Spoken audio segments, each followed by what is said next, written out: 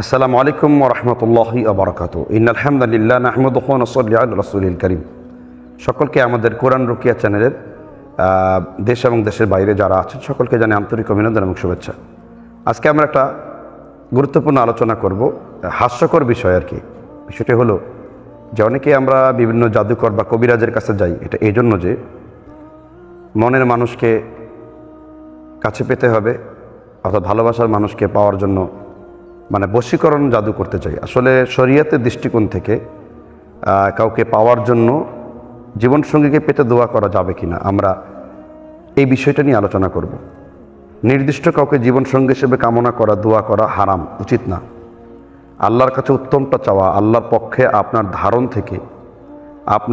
ধারণা থেকে উত্তম জীবনসঙ্গী দেওয়া কোনো বিষয় না। কারণ আল্লাহ বলছেন ফাআলুল লিমা ইউরিদ, সূরা বুরুজ আল্লাহ আলোচনা করেছেন, আল্লাহ যা ইচ্ছা তাই করেন।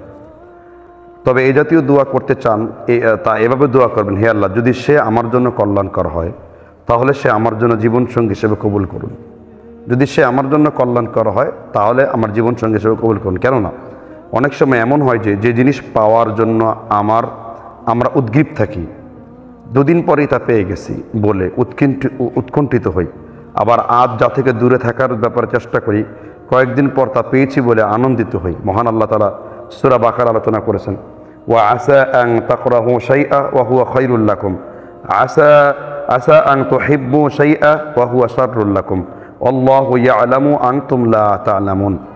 পক্ষান্তরে তোমার কাছে হয়তো একটা বিষয় পছন্দনীয় সই, অতএব তোমার জন্য কল্যাণকর, আর হয়তোবা অন্য আরেকটি বিষয় তোমার কাছে অপছন্দনীয়, কল্যাণকর। বস্তুত আল্লাহই জানেন, তোমরা জানো না।